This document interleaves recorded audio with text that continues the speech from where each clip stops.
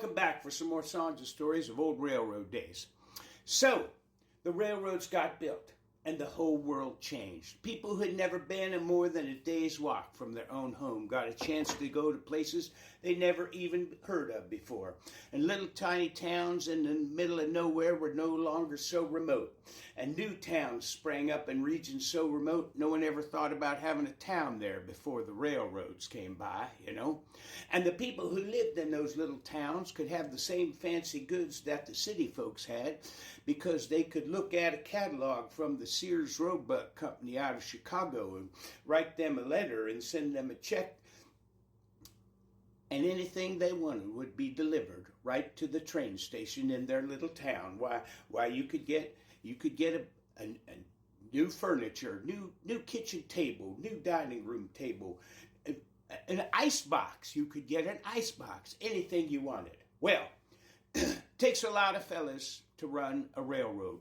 Firemen, brakemen, switchmen, conductors, mechanics, baggage men, station masters, and of course, engineers. And engineers became the most romantic, most admired figures on the railroads. Why, these giant machines were technological marvels to people who had never seen a machine more complicated than a plow. And they traveled at unbelievable speeds. Why, early passengers were amazed when trains exceeded 15 miles an hour. Alarmists expressed fears the human body could not withstand that much velocity.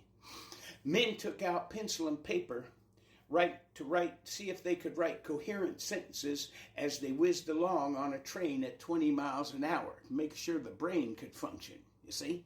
Well, wasn't on where trains were going 40, 50 miles an hour. And the fellow who drove those giant machines became heroic heroes. That's what I'm trying to say.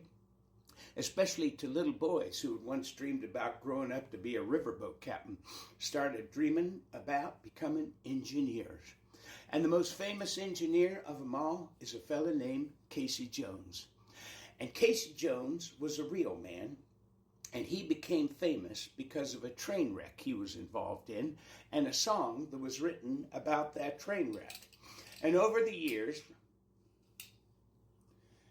the song grew and changed and became different songs. And every time anybody wanted to write a song about an engineer, they used the name Casey Jones for two reasons. One, everyone knows it means engineer. And two, it rhymes with stuff. If his name had been Xavier, he wouldn't have got in a song. It don't rhyme with anything. It's a fine name, but it doesn't rhyme with anything. Well, there are many songs about Casey Jones, and in just about all of them, Casey Jones dies, which is real depressing. So I thought today we'd do one in which he doesn't die. Much less depressing. There you go. Let me get it ready. And get that ready too. Give me a half hour, I'll be ready.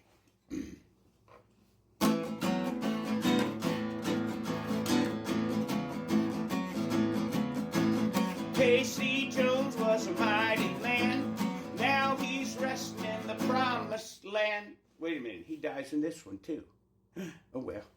Only kind of music you could understand was an 8-wheel driver under his command. He made the freight train boogie all the time. Made the freight train boogie as it rolled down the line. It would sound like this.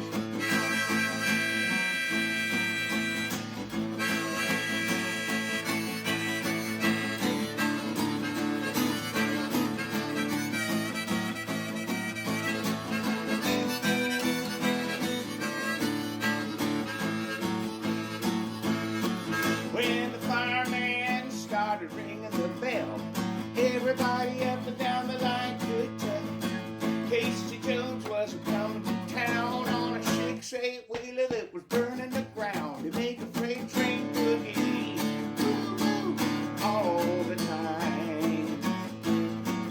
Made the freight train boogie as it rolled down the line. Sounded like this.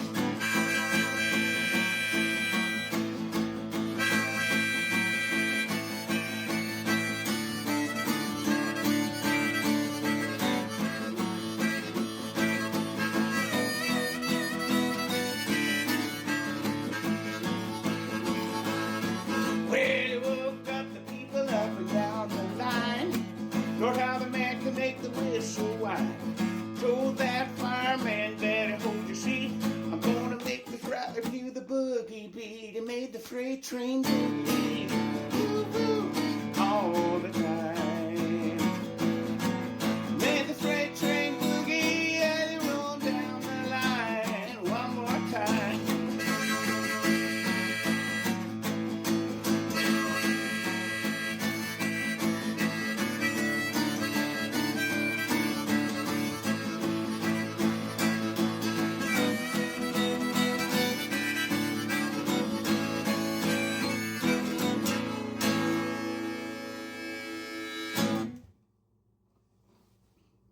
And come on back later for some more songs and stories of old railroad days.